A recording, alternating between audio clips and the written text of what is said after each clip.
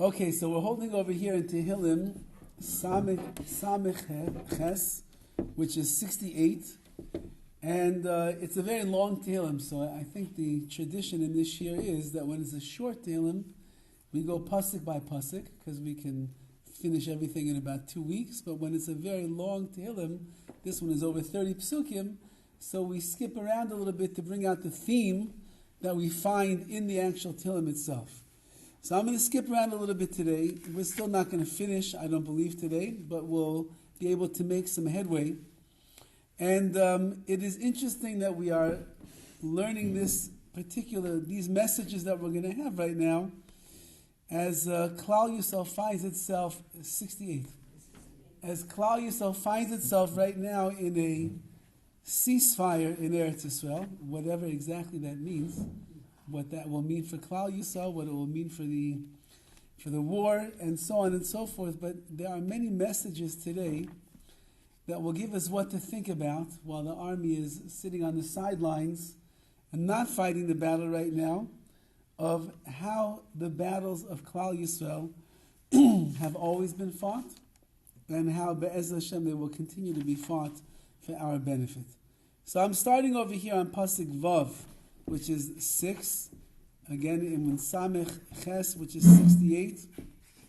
And the Pasuk says like this: Avi Yisaimim, HaKadosh Baruch is the father of orphans, the Dayan Almonais, and he is the Dayan, he is the judge of the Almonais, of the widows. Elokim Iman Kadsha, HaKadosh Baruch Hu, from his holy abode above, Hashem is watching down on everyone. So Rashi writes over here in these words, Avi Yisaimim Zeu HaShevach, this is the praise. Shetishbechu lefanav kol ha'inyan, that everything is being praised in front of HaKadosh Baruch Hu like this. Kol ha'mizmar Avi Yisaimim shenase Avi Yisrael, HaKadosh Baruch Hu becomes a father to Klal Yisrael. Shehem Yisaimim, because the Jewish people are Yisaimim, we are orphans. Kimoshenema, like it says in Eicha, Yisaimim hayinu ve'ein av, we are orphans and we have no father. Meaning Klal Yisrael, again as Dovid HaMelech has thematically throughout Tehillim, recognizes that we are a nation that is abandoned by everyone. We have no friends in the world. We have no one that's really supporting us. Even those that say they support us, they say one thing and then they do something else. There's no one who is our defender. There's no one who is at our side all of the time. There's no one who is watching over all the actions of Klal Yisrael to make sure that we are safe and we are protected. We can't trust the UN. We can't really trust even probably the United States of America. We never know what their schemes and what their ideas are, but this is not a political shir, so we're not going to get into politics. Rather, what Dovid HaMelech is teaching us is that in the world at large, Klal Yisrael are Yisaimim. We are orphans because we have no one that protects us and takes care of us. But we understand that HaKadosh Baruch Hu himself is the Avi HaYisaimim. He is the father of Yisaimim, which means that the greatest praise that we can give to Hashem is that no matter what goes on, Hashem is protecting us. Hashem is watching over us. Hashem is caring for us. Hashem is near to us. And Hashem is guarding us. V'dayin almanos, Hashem is the judge of the almanos. She'asa mishpat al Yushalayim. She'nemar ba'aisak almana. Yushalayim itself is referred to as an almana, as a widowed woman. And therefore, HaKadosh Baruch Hu, he will judge. And he will watch over. And he will make the decisions over there that Yushalayim should be restored at the appropriate time. So, we are Yisaimim. Everybody in Klal Yisrael is Yisaimim. We don't have anybody else to rely upon besides HaKadosh Baruch Hu. That's the way that Rashi is saying it. Rav Hirsch writes over here the following idea. And that is that as exalted and as unattainable as HaKadosh Baruch Hu seems to be, he's the loftiest of all. Nevertheless, and that being so, that nobody can really approach the majesty of Hashem, nevertheless, HaKadosh Baruch Hu is still the closest friend to men on earth, and he's the father and the defender of the most forsaken of people that you have in this world. HaKadosh Baruch Hu is the master of the universe. He's the creator of the universe. He's running the world with intricacy and perfection. HaKadosh Baruch Hu is a mastermind of everything going on at all the times. And you would think that Hashem is out of reach. There's no way that we can get in touch with Him. And yet we find that when those people that need Him the most are calling out to HaKadosh Baruch Hu, even if they're not calling out, but they're the ones that are most in need of Hashem. Yisayimim and Almanah says the pasuk over here, the orphans and the widows. So HaKadosh Baruch Hu, He comes right down to planet Earth, right down into their lives, and He becomes the Av, the Father, and He's the Dayan, He's the defender of them as well.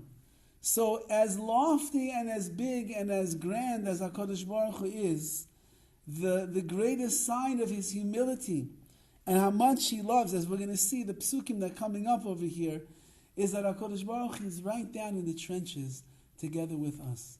There's a beautiful Maisa with Rav Yaakov Weinberg Zatzal, who was the Rosh Hashiva of Ner Yisrael, and he had I believe it was a nephew who died tragically, leaving behind a wife, an almana, and Yisayimim, and young children that were Yisayimim, they were orphans.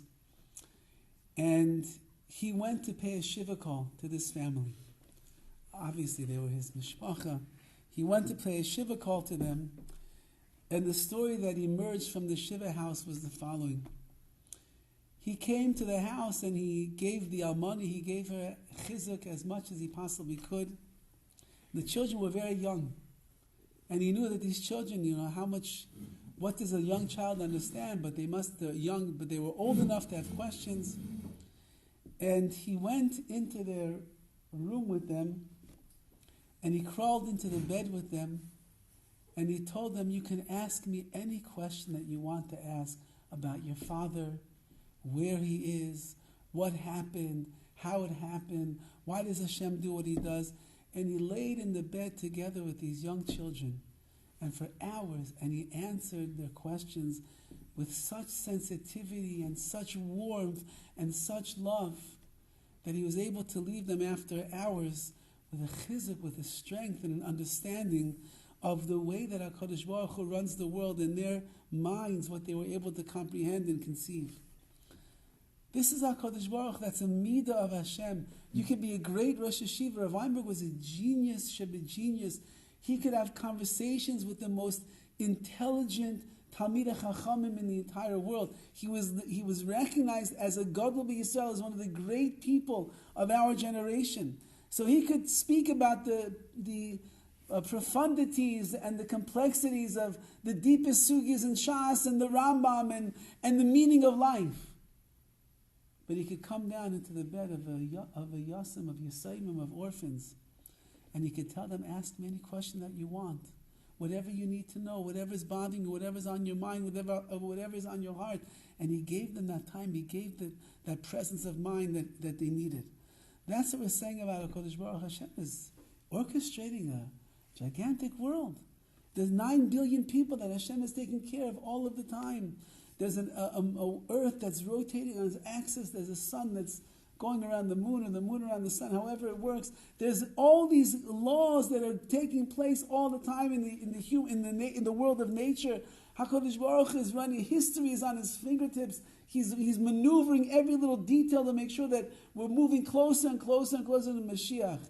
So as lofty as he is, but he crawls right into the bed with the Yisayimim and the Almonais, so that they should know that no matter what, they are never alone. HaKadosh Baruch Hu is there. He's taking care of them. He's watching over them. This is the greatness. That's how you measure the greatness of a person. That's how you measure the greatness of Hashem. People think that the greater they are, so the more they stay in that position of power where they're separate from everybody else, and they show their force and their power and their might. HaKadosh Baruch Hu says that doesn't make a person great. When you can go down into the trenches and you can get down there with those that are less fortunate than you, those who need you, that's the sign of greatness. So we emulate the ways of Hashem, and therefore the greater the person, the more he's supposed to be down here. HaKadosh Baruch Hu makes himself not only available, he watches over and he defends and he takes care of the Yisayimim and the Almonais. And that is our great claim that we have of our God, HaKadosh Baruch Hu, how close He really is to us. So I'm skipping now to verse 8, Ches. Elaki b'tzeischa lifnei amecha. Hashem, when you went forth before your people, b'tzadecha, when you marched through B'yeshima, through the wilderness, Selah, which we've learned many times, means to a great extent forever and forever. So what is this pasuk referring to? So Rashi says, I'll just start with Rashi. Rashi says, B'tzadecha, with your steps, Keshetzadta b'tzadecha b'tzad shelcha, meaning the steps that we are taking, says Klal Yisrael, it's b'tzad shelcha, it's you are walking along together with us as well.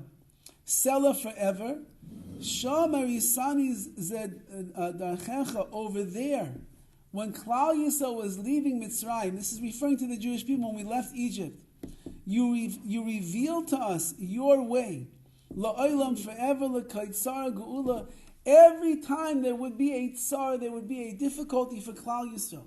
Every time that we would go through some kind of national suffering or even personal suffering that a person will have, we understand from this, the fact that you were with us in Yetzias Mitzrayim, we understand that you were walking along with us every single step of the way, and that is what brings to the ultimate geula, to the redemption of Klal Yisrael.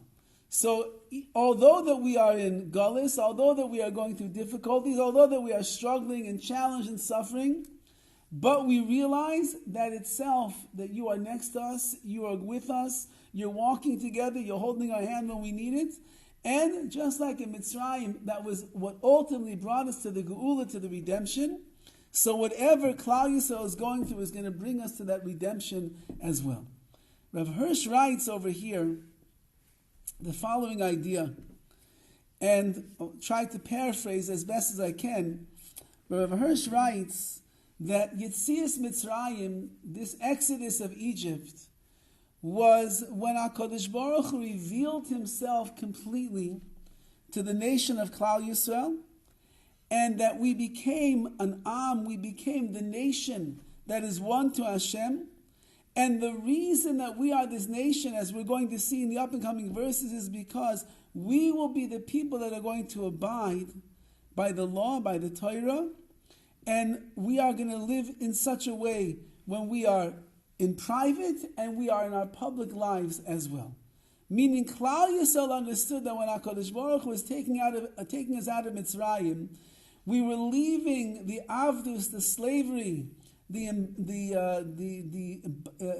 bondage of being there to Paro, and we were dedicating ourselves to HaKadosh Baruch Hu.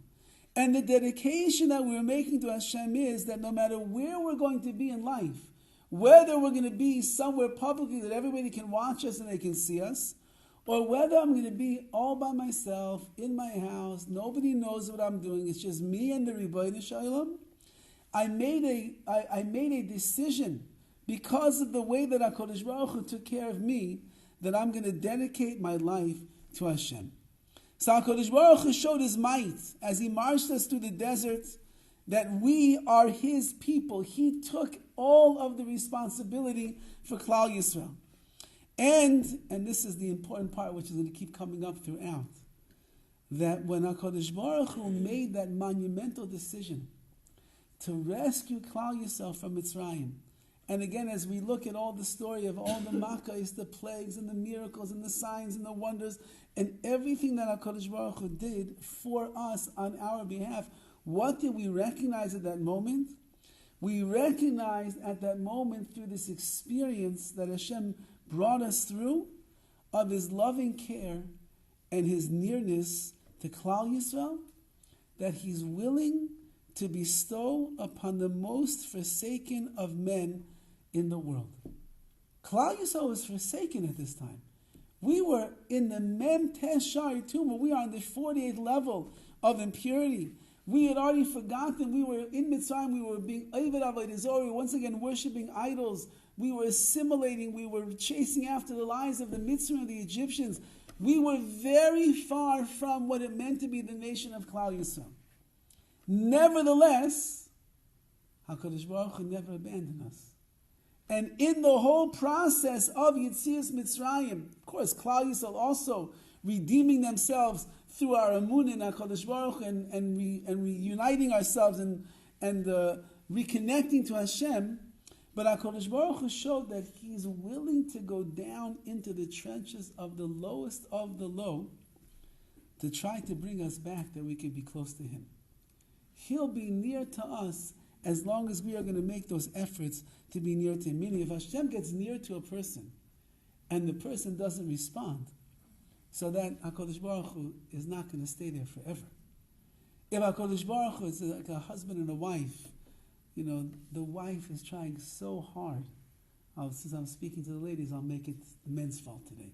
The wife is trying so hard to be there for her husband, to be close to her husband, to make the efforts. They have a severed relationship, but she's trying so hard.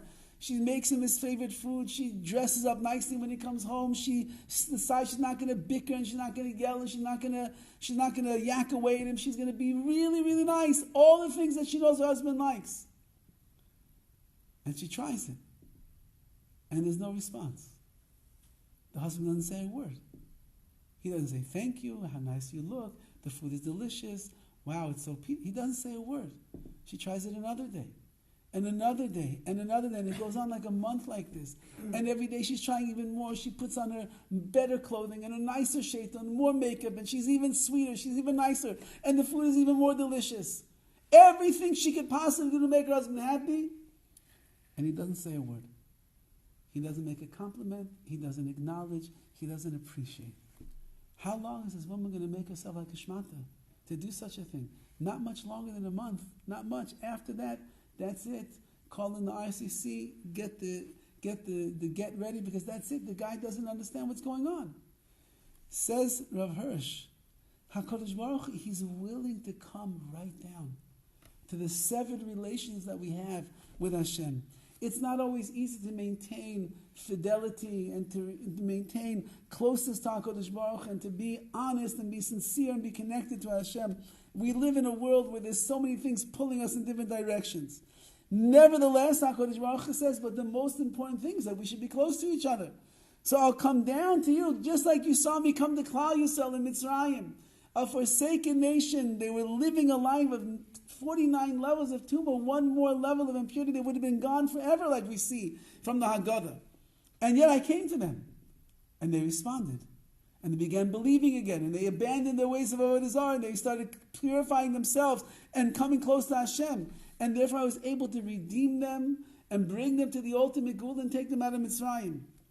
So too, HaKadosh Baruch Hu says in every single generation, no matter where you are, no matter who you are, no matter how distant a person is, HaKadosh Baruch Hu's nearness is right there, if only we're willing to grab onto it and take it for ourselves and do something about it. And that's why he says over here, it says in the pasuk, "B'tzadecha," your steps. Rav Hirsch learns it's like a slow, deliberate stride that a person takes. Hashem wasn't rushing through the midbar, through the desert, to get Klal Yisrael to do their thing.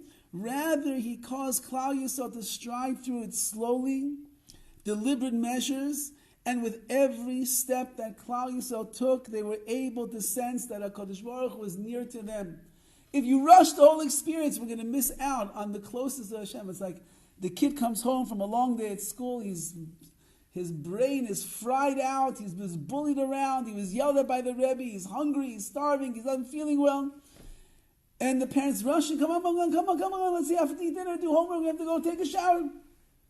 The kid just needs you to slow down. He needs a hug. He needs a kiss.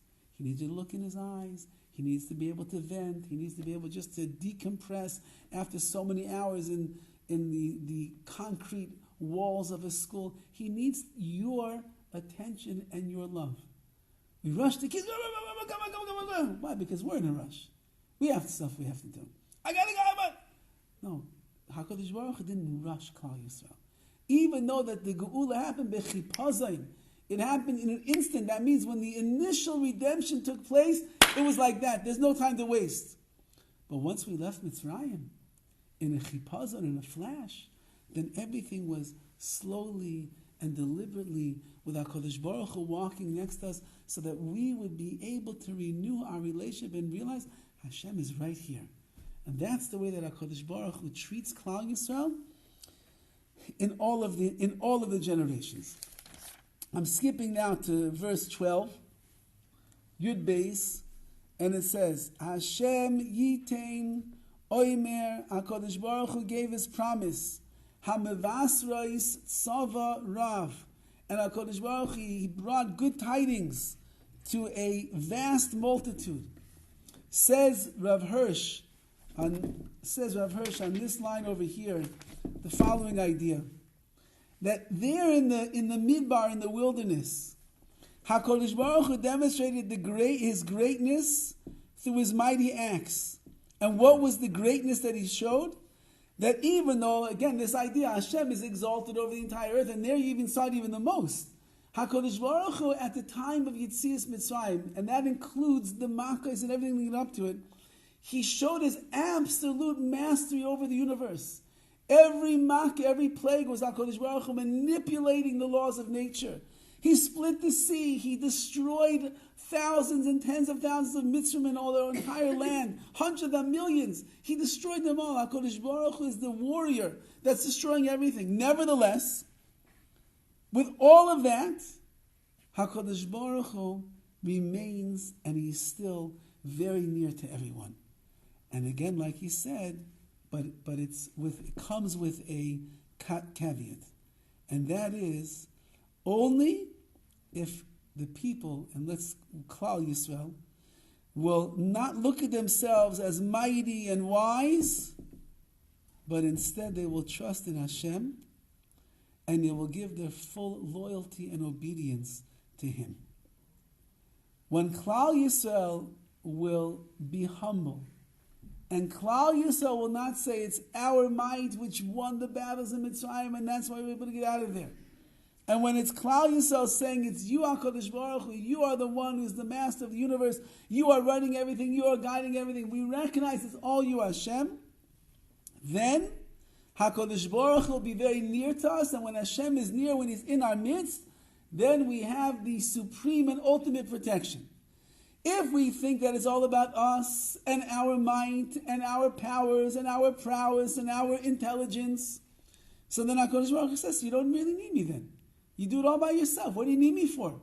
But if you invite me in and you recognize that whatever battles you will fight and whatever wars you will go out to and wherever you're going to end up heading in this world, you need me to be part of be very present in your life. So then, says Rav Hirsch, what ends up happening then? Then your loyalty and your obedience to HaKadosh Baruch Hu, it brings Hashem very near. And when Hashem is very near, so that he will uphold the pledges that He made for thousands of years already, He's never going to let us perish and disappear in despair. So that means that, as I think that we've been seeing throughout this Tekufa, this period right now in history, which is the fascinating upheaval of what is going on, that it's true, the IDF believes that it's the strongest army in the world. And maybe they are. It's true. And it's true that some of the commanding officers and the high up over there, you never hear them mention the word of HaKadosh Baruch Hu. His name has not been mentioned once in 49 days. It's all true. But there are a large amount of those that are fighting in the battles, the soldiers, and there are a large amount of Jews that are living in Eretz Yisrael that never believed in these ideas before, that are beginning to realize that if HaKadosh Baruch Hu is not in our midst, then there is no way that we can win a battle. And that's what they all saw when the whole thing happened on October 7th on Simchas Torah. Such a breach in intelligence. How is such a thing possible? Because HaKadosh Baruch Hu was not there. When HaKadosh Baruch Hu, when He removes Himself and He hides His face and His countenance so that chas v'chalila anything can happen. But the moment that you invite HaKadosh Baruch Hu back in and you realize, Hashem, nothing is going to happen unless you are the one that's making the decisions to protect us and guard us and take care of us, so then we cannot succeed. We can only succeed, we can only be victorious if HaKadosh Baruch Hu is the warrior. That is, he's called Ish Melchama, he's the man of war. Not a man, that means he's the ultimate warrior, is HaKadosh Baruch Hu. And therefore says Dovid HaMelech, that the Mevasrais, which are the good tidings that HaKadosh Baruch Hu brings, is when we do what we are supposed to do, which means we allow HaKadosh Baruch Hu into our lives, not just allow, we invite him in. We invite him in by davening. We invite him in by being mechazik in our emunah. We invite him in by doing his mitzvahs. We invite him in by making him an active part of our life. So then says HaKadosh Baruch Hu, I promised I would take care of you. So you are showing me that you want that promise to be fulfilled. I'm right there, says Hashem. The next pasuk, Malchei Tzvois, the kings of the armies, Yidoidun, they will flee. Unevas bayis techalik shalal, and the one that's dwelling in the house, she gets the shlal, she gets the booty, she gets the spoils. So says Rav Hirsch once again that Klal Yisrael, through their virtues of war, they introduced once again this idea that it's not the might of man and the intelligence of the army and the power of the missiles and the bombs which are going to win the battles for our nation. Klal Yisrael, if they were going to be a group of men which was like, they would forego all of warlike pomp and power, so then they would attain their greatness, says Rav Hirsch, by unfolding a blessed and a pure humanness. In English, that means that the more that a person is going to be a real Oved Hashem, the more that a person is going to live a life that HaKadosh Baruch Hu has a nachas from, the more that a person is going to fill up their everyday with tefillah and with davening and tefillin and Tehillim and kedusha and learning and so on and so forth.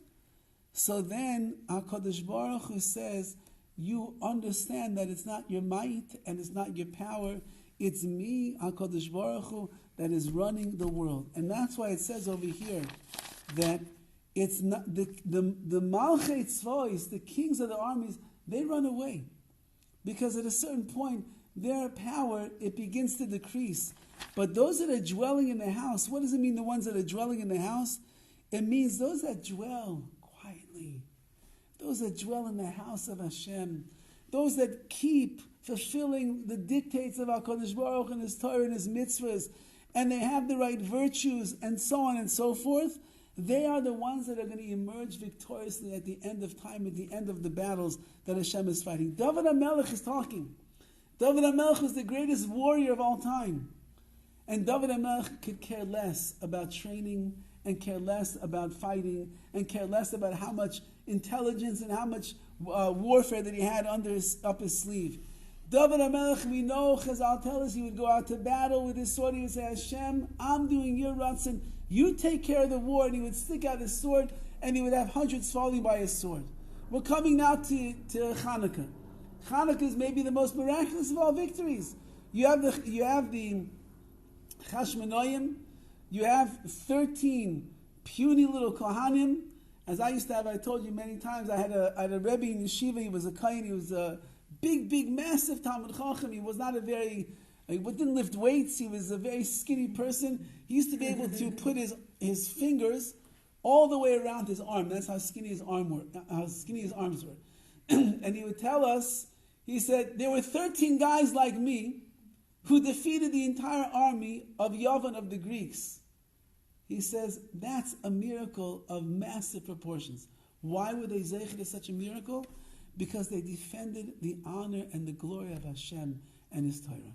And they said, even though that Klal Yisrael is succumbing to the pressures of the world around them, And even though many have become misyavnim, they gave up on their Jewish heritage and their legacy and their faith. And even though the assimilation is rampant right now and the Jewish people are not behaving the way that we should, we know, HaKadosh Baruch Hu, you want otherwise. And we will rededicate ourselves to you, and you have to rededicate yourselves to us.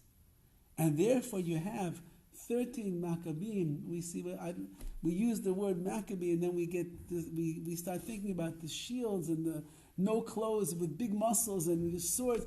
Chas v'chalila.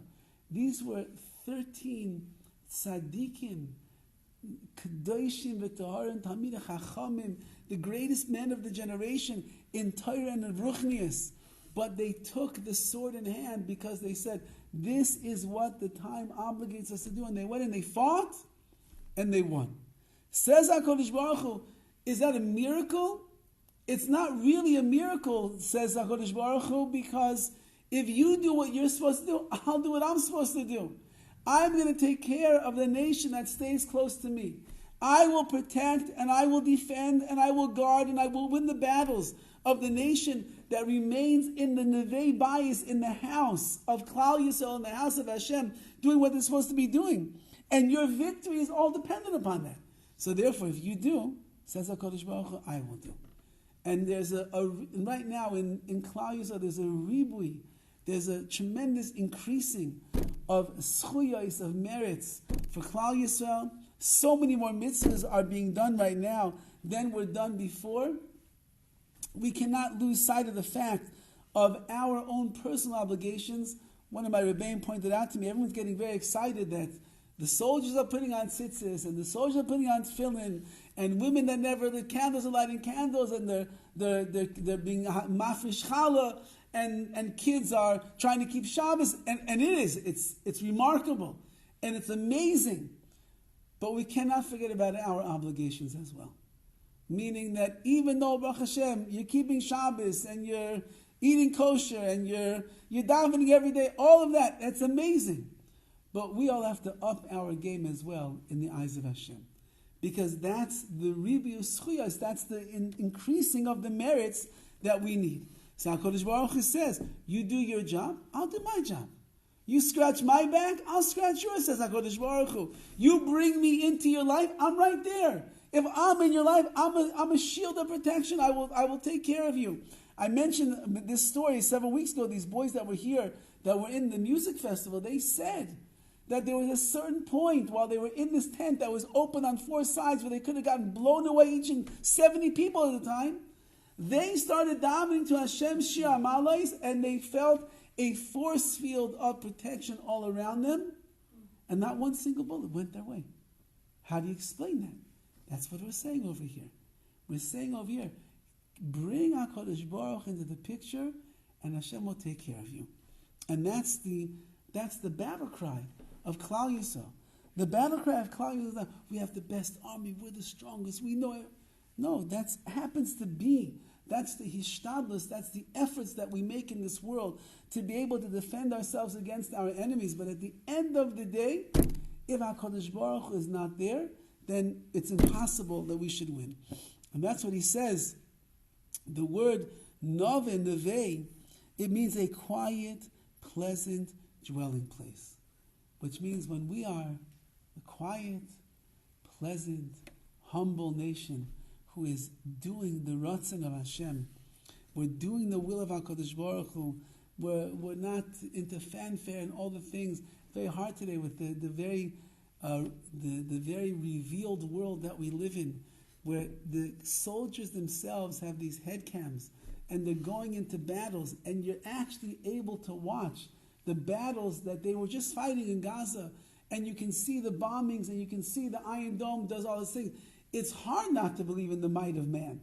It's very hard not to believe that's what's winning the war. When you see one explosion after another, and big tanks that are blowing up buildings, and men that are running in, and they've got their machine guns it's hard not to believe all that.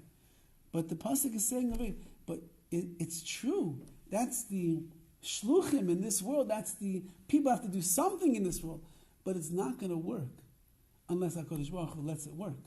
And the more that HaKadosh Baruch Hu is involved, the more we are going to be victorious be'ez Hashem. Rabbi, how come it says you do him twice in this process? Why does it say it twice?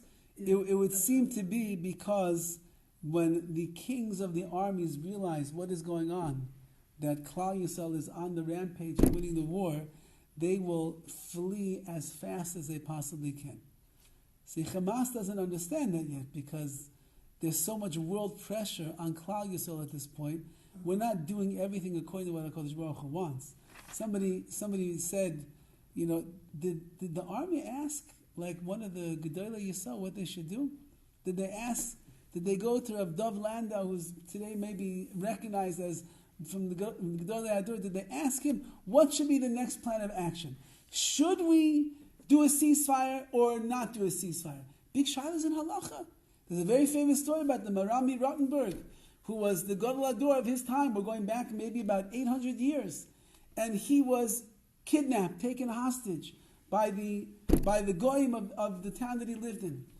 And they demanded a huge amount of ransom money, a huge amount. Something that was astronomical amounts of money. And so they sent a messenger to the prison to tell the Marami Rottenberg that they were going to raise all the money to get him out. And he said, don't you dare.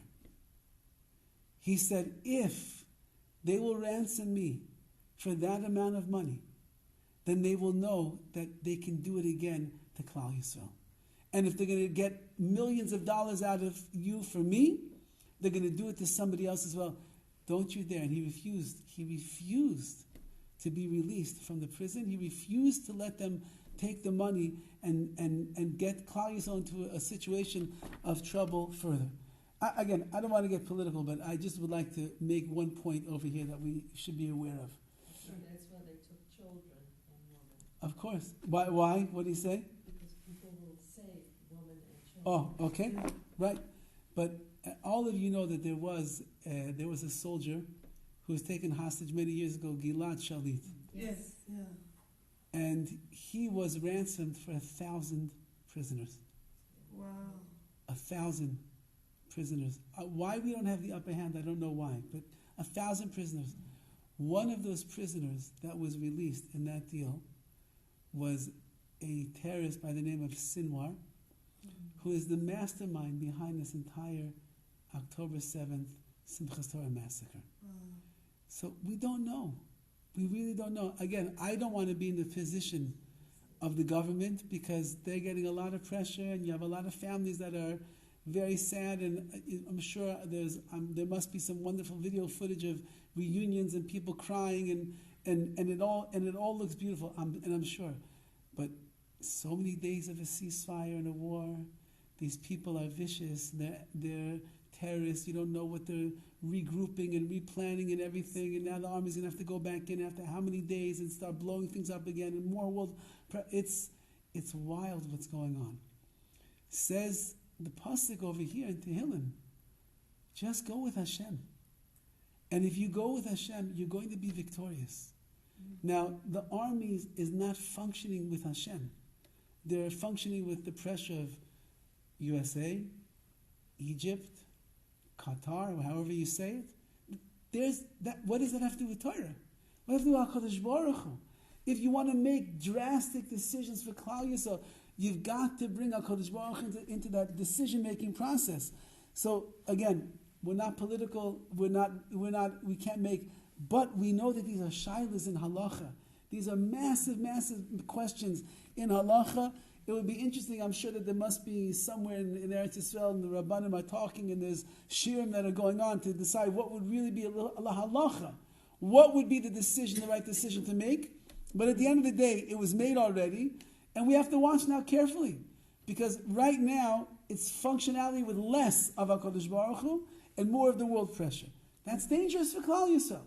Klal Yisrael is at its peak when it's the Rebbeinu Shalom. When Rebbeinu Shalom is running the war and he's the Ish Milchama, the greatest warrior that's going out to battle for us, and he sees that we are connected to him, so he's going to stay connected to us, that's when the victory comes.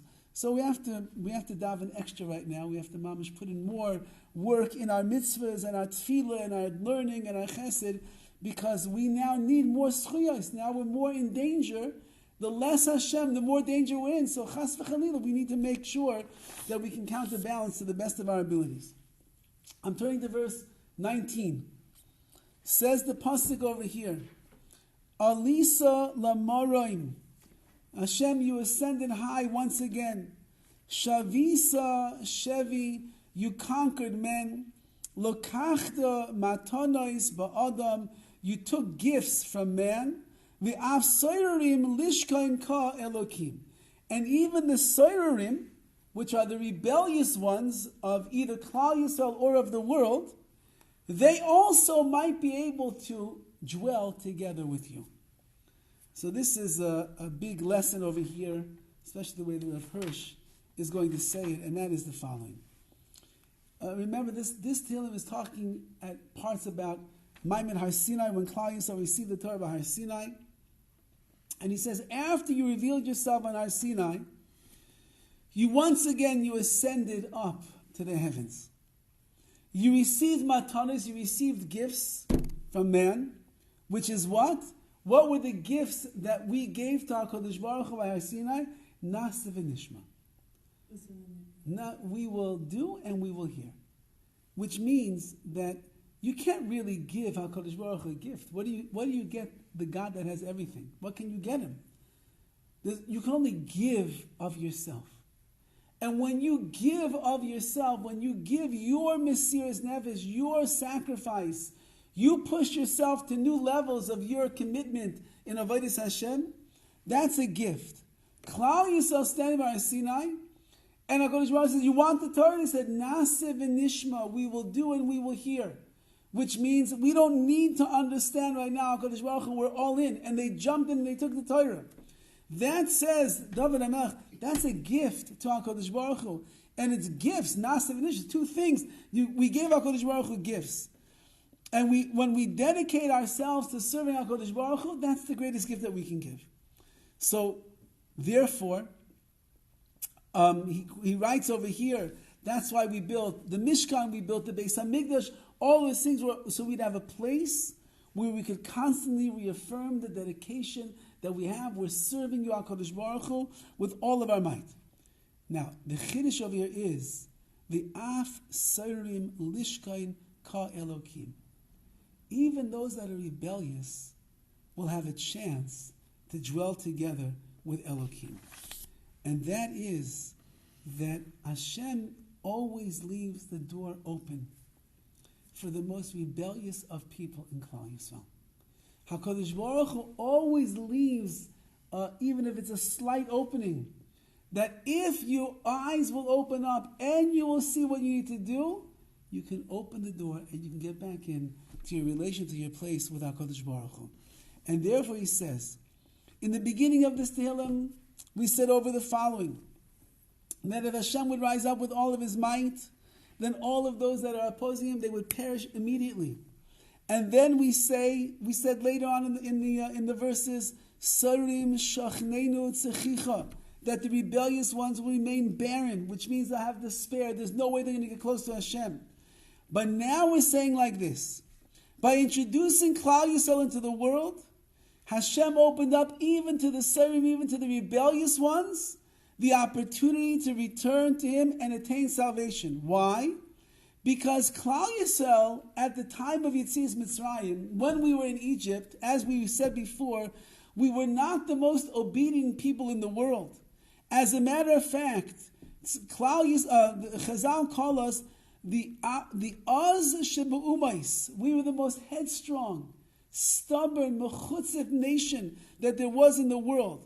And nevertheless, and we're also called, as we know, we're called the Am Kshei Arif. We are the stiff-necked people. Nevertheless, with all of that, we humbled ourselves before HaKadosh Baruch Hu. We lost the brazenness that we had. I remember Rabbi Tatz once said that one of his greatest joys of working, at that time he was in Or Sameach in Eretz Yisrael, one of his greatest joys of being a Rebbe in Or Sameach was he would watch all the boys come in from the streets And he said they all came in brazen-faced, tough. Their faces, wherever they were coming from college campuses, from working out, from business, from taivas, all the different things, they would always come in hard-edged. And he said, as the weeks and the months would go on, and this young man would start learning Torah, and he would start davening, and he would be putting on tefillin, and he was working on his midas.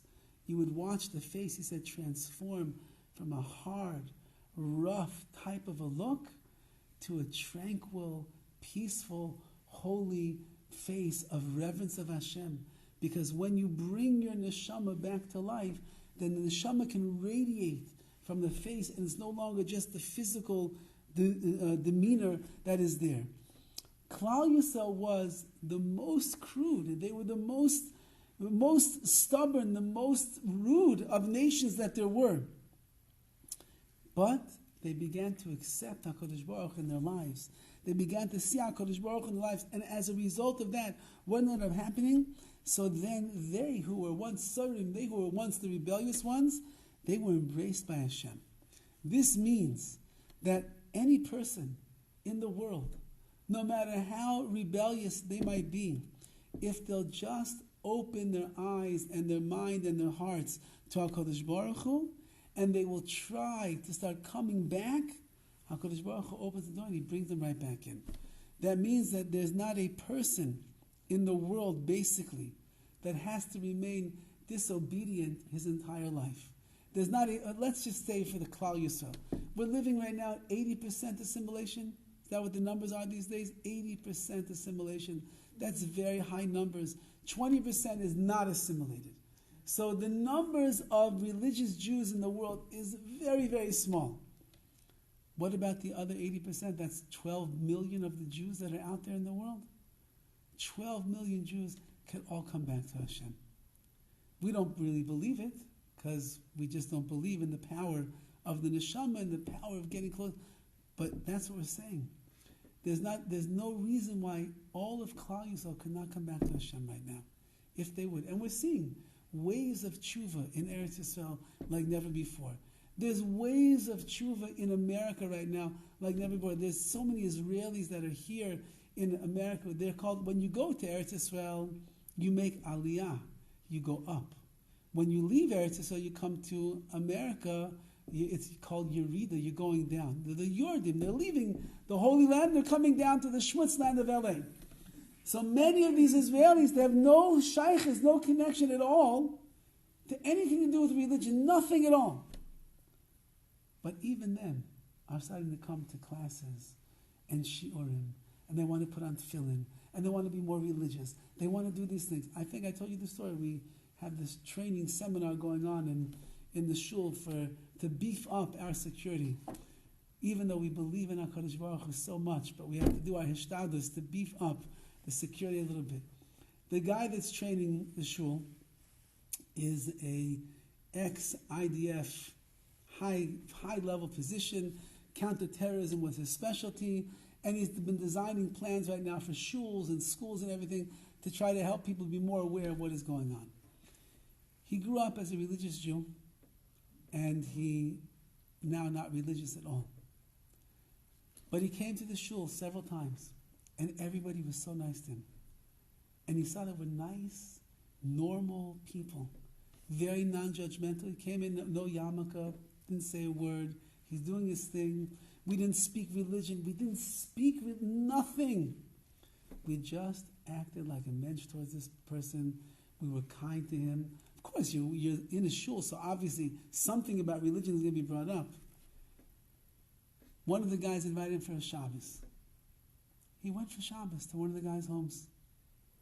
He said, wow, Shabbos, I forgot what Shabbos is all about. He says to this guy, he says, I was thinking, I haven't put on tefillin in years. I don't even have a pair of tefillin anymore.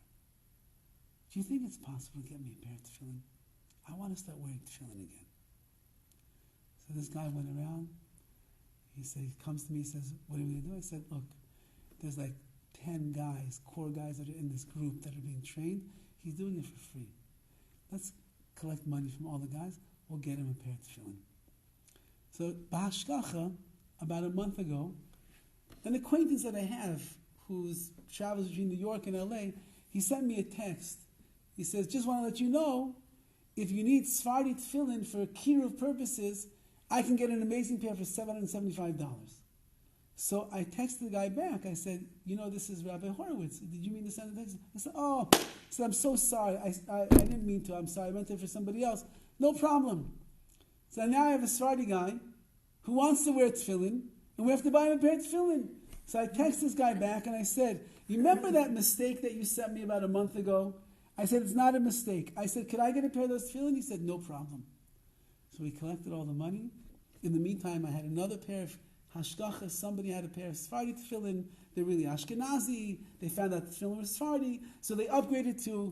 Whatever. They got themselves a new pair of Ashkenazi tefillin. And they told me I have a pair of Sephardi tefillin. I just had them fixed up. They're in good shape. Do with them whatever you want. So this guy's holding on to the loaner pair of Sephardi tefillin. And I just received in the mail the new pair of Sephardi tefillin that are paid in full from all the generosity of everybody that's been working together, working with him, and we're going to present him with a brand new pair of tefillin. That's amazing. So that means that's already Hashem is in the picture. That means you might be smart and you might be wise and you might have figured certain things out that are going to work in shuls. It's all true. And in schools, and now I heard he's going to some of the big schools right now and he's working with them. Amazing. It's amazing. Your experience in life, you're using it now for the betterment of Klal Yisrael. But you realize it's all about Hashem. And once you realize it's all about Hashem, so then you can put all the moving parts into play, and B'ez Hashem, they're just going to stay away from us. They're not going to come, and we're not going to have to worry, and people, guns, and this and that, and cars parked in silly ways, all the different things that go on. We don't need it. We just need HaKadosh Baruch Hu. So that's what we're saying, what Dovid HaMelech is saying. Even the Soirim, even those that are Sar Min Aderech, the ones that have turned away from the path of Hashem, even those that grew up in Eretz Yisrael, they grew up religious, and now so many years, they're going to start asking, can I have tefillin? Can I keep a Shabbos? He was in one of the schools doing something, and they had 8 guys for a minyan. And he was together with somebody else, and they said to him, could you join us, help us make a minyan? No problem. There he is trying to build the intelligence of the school, and here they say, come, help us do some ruchnis over here and make a minyan. So that's what he's saying. The doorway is open for everybody. If Klal Yisrael and Mitzrayim could be let back in to the clear, open, revealed relationship with HaKadosh Baruch Hu, any Jew, anywhere in the world at any time, we can all come back in. And finally, we'll conclude with this pasuk over here, Chaf, for today anyway. Baruch Hashem, Yom Yom. Blessed Hashem, Yom Yom, every day. Ye'amos lanu akel. He gives us a burden to bear. However, Yeshua Seinu Sela, the same God who gives us the burden to bear, He's the one who brings us salvation. You burden us, you gave us this heavy weight on us, but HaKadosh Baruch Hu, you're the one who brings the salvation. Says Rav Hirsch, when Klal Yisrael begins to think to themselves everything that happened in our past, and we will remember the many trials and tribulations that Klal Yisrael faced, and yet we're still here. Klal Yisrael is still here. So let us Baruch Hashem Yom Yom. Let's bless HaKadosh Baruch Hu for every single day in the history of Klal Yisrael, and Yom Yom every day that we have. Meaning that what? No matter what course every day is going to take, and regardless of what life is going to bring, we bless you, HaKadosh Baruch Hu, because we know that you are with us every single step of the way. And as Klal Yisrael has survived thousands of years throughout all the spectrum of the world, and different godless and different trials and different sufferings and challenges and everything, and you took care of all of us from all the generations. So Baruch Hashem Yom Yom, we know today also HaKadosh Baruch Hu can take care of us. What are we worrying about? Now we're wearing a ceasefire. Did they do? We don't have to even talk about it. It's silly. HaKadosh Baruch Hu is the one that's running the world, and therefore it says, "V'yama is ish." Whatever HaKadosh Baruch Hu burdens us with, whatever He places upon us, we should know HaKadosh Baruch Hu is the one who's giving it to us, and He too is going to be the source of universal strength and fortitude that will help us bear them. Meaning, He gives us the pressure. He gives us the challenge. He gives us the difficulty in life. And yet He's the one that is standing together with us, helping us to be able to support the burden that is on us. So it's even in the challenges of life, HaKadosh Baruch will never give you some, maybe this is one of the sources, Hashem will never give you any a challenge that you can't overcome. Why? Because as He's giving us the challenge, He's standing right next to us and He's holding on to it with us. He's bearing the burden together with us. And when we realize that, when we understand that, when we live in such a way like that, we will then be able to understand that it's not about the might, and it's not about the army, and it's not about the intelligence, and all that. All of that is necessary and needed. If you're going to fight a battle, you have to have the army in place. Otherwise, you're sitting duck. That's all true. But ultimately, at the end of the day, the real force and the real might and the real victory of Klal Yisrael, it all depends on if we allow HaKadosh Baruch Hu to get nearer to us and close to us. Hashem says, I'm right there. And if Hashem is right there, then we're invincible. We have a force field of HaKadosh Baruch Hu protecting us like the Hanani HaKavod, like the clouds of glory in the wilderness. Over there, what did they do? They were koilet. They grabbed the arrows and the javelins and whatever went inside. Nothing could touch Klal Yisrael. And Be'ez Hashem, we should continue to build up the Hanani HaKavod of our generation. Hashem should protect the Jewish people everywhere in the world right now. It's frightening times to see what is going on. Nobody has any idea what's going to be in one place to the next. And certainly the Chayalim, the soldiers that are risking their lives out there in the middle of the night in Gaza. If you see some of this head cam footage, literally in the pitch black of night with artillery, machine guns, and bombs and missiles blowing up all around them, they're going out there. They need a force field of Kedusha. And that is the more that they are near to Hashem, and the more that we are near to Hashem, and the more that HaKadosh Baruch Hu comes close to all of us, the greater is going to be the protection and the victories for Klal Yisrael.